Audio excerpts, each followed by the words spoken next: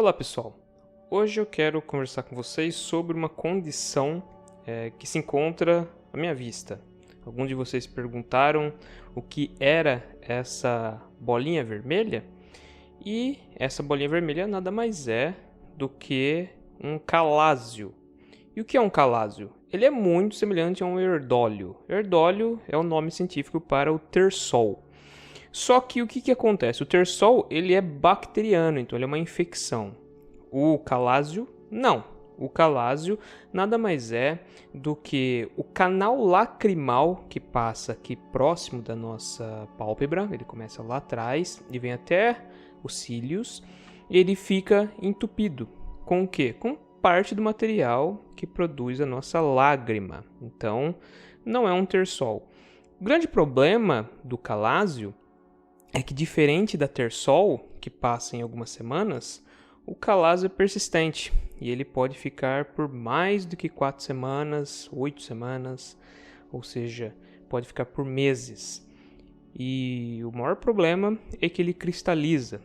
Na realidade, assim, não é bem cristalizar, ele endurece. Ou seja, você tem a gordura ali que vai surgindo de uma espécie de um óleo liberado pela lágrima, né? É uma das coisas que compõe a lágrima, e ele acaba se solidificando. E aí você precisa fazer um monte de compressa de água quente, mas em alguns casos, como provavelmente o meu, não tem jeito. Tem que fazer cirurgia para conseguir tirar essa bolinha do olho. E ela, assim, em teoria ela não dói, mas ela incomoda.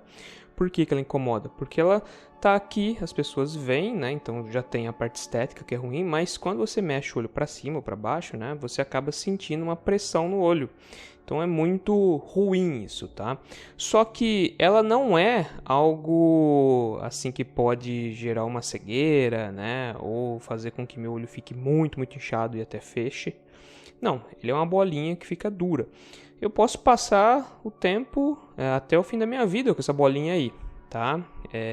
Ela não vai trazer nenhum mal, em teoria, para minha vista.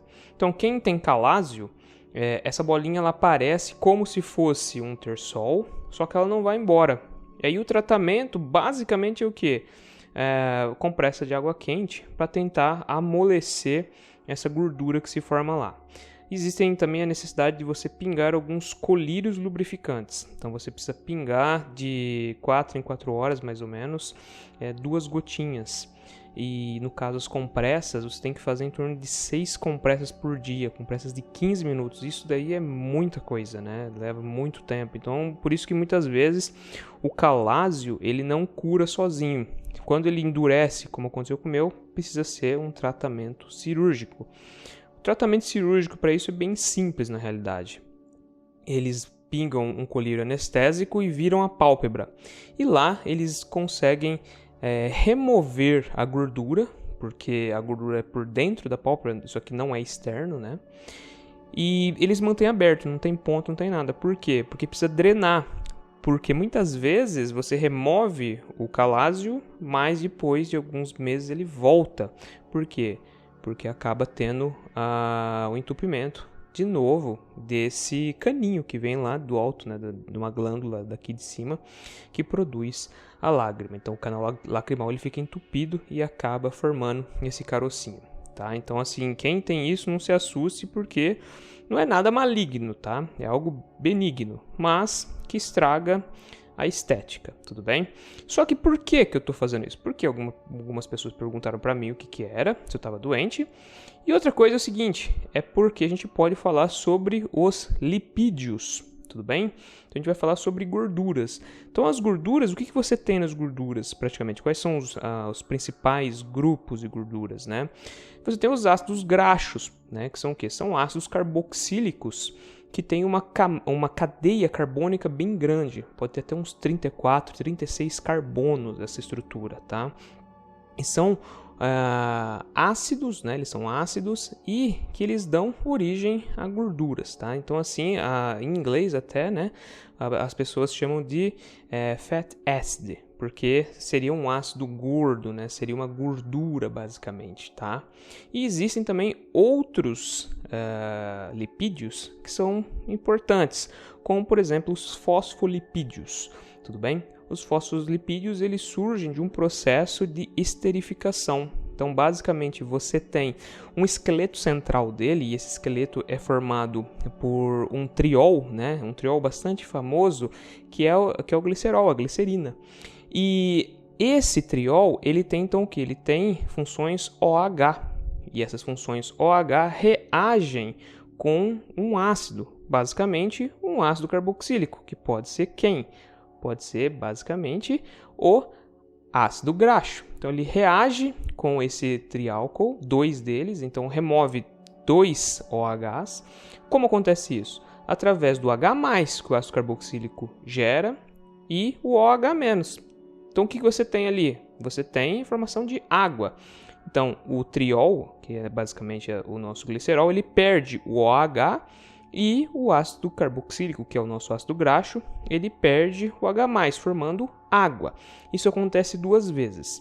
No final, você tem o que? Você tem um OH, e esse OH ele reage com o ácido fosfórico. E o ácido fosfórico, então, fornece um fosfato ali.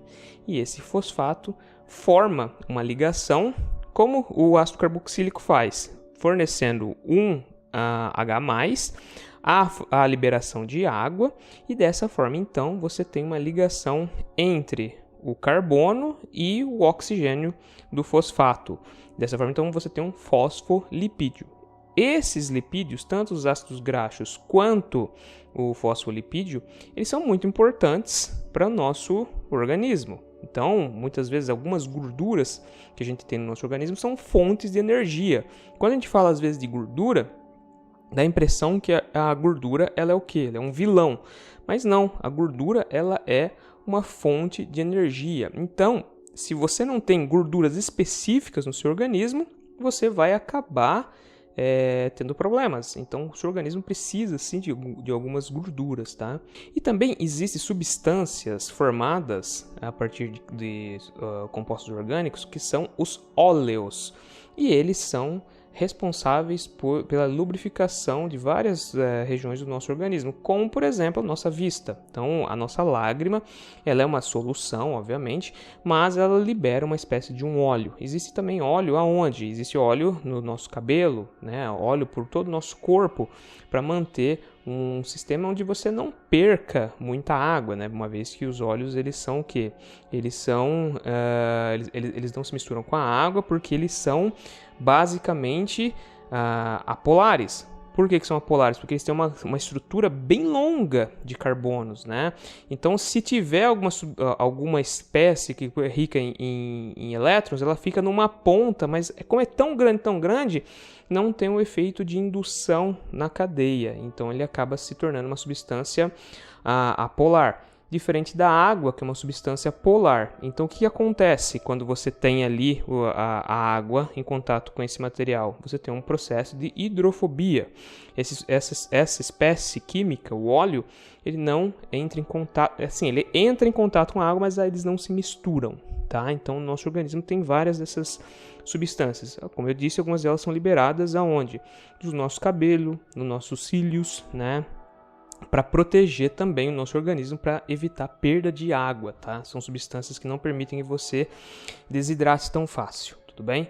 Então, existe, por exemplo, uma substância muito famosa que é a ceramida, que é uma espécie de uma cera liberada no cabelo, e ela ajuda a manter o brilho, manter também a hidratação dos fios, né? Então, observe que as gorduras e os óleos, eles não são inimigos da gente. A gente precisa de alguns sim no nosso organismo, mas em alguns casos pode acontecer de um óleo ser convertido numa gordura, tá? Então o que acontece? Ele acaba muitas vezes se solidificando, e isso daí não é bom. Por quê? Porque ele acaba se depositando na região. E essas gorduras são fonte de energia, basicamente, porque elas possuem, na maioria das vezes, ligações duplas entre carbonos. E quando você quebra a ligação dupla, você libera energia. Um exemplo de um ácido graxo muito importante é quem? É o ômega 6. tá? E por que ele é importante? Ele é importante porque ele está vinculado, por exemplo, com memória. E ele tem esse nome porque ele possui duas ligações duplas ao longo da cadeia, especificamente no carbono 6 e no carbono 9, indo de trás para frente. Então, quando você fala, temos aqui um ácido graxo, que ele é ômega alguma coisa, significa que ele não está iniciando pela cabeça de ácido carboxílico, está começando lá pelo fim da cadeia dele, tá? Então começa lá por um carbono, que é o carbono ômega. O carbono alfa é o carbono que se encontra na estrutura do ácido carboxílico, e o carbono ômega é o que está lá no fim da cadeia. Pode ser que você tenha lá uns 40 carbonos, ele vai ser o número 40, tá? Então por isso que é ômega, né? Porque o ômega é a última letra do alfabeto.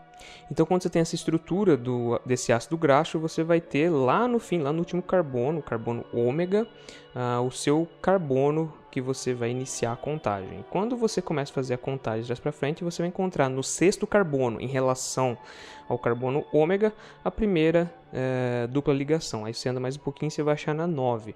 No total, o ácido graxo que dá origem ao ômega 6, ele tem 18 carbonos. Então, o último carbono, o carbono 18, é o ômega. Então, você vai voltando e você encontra.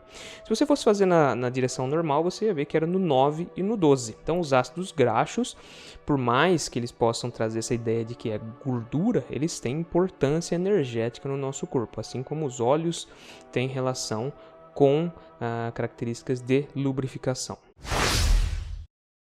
Bom, pessoal, queria pedir, se fosse possível, vocês darem uma olhada na descrição desse vídeo, que lá eu deixei duas oportunidades. Uma é um livro muito legal, é um dos meus livros favoritos de ciência, e o outro é um celular que está com um valor muito bom. Se vocês gostarem, se vocês quiserem fazer a compra deles, vocês também me ajudam, tudo bem?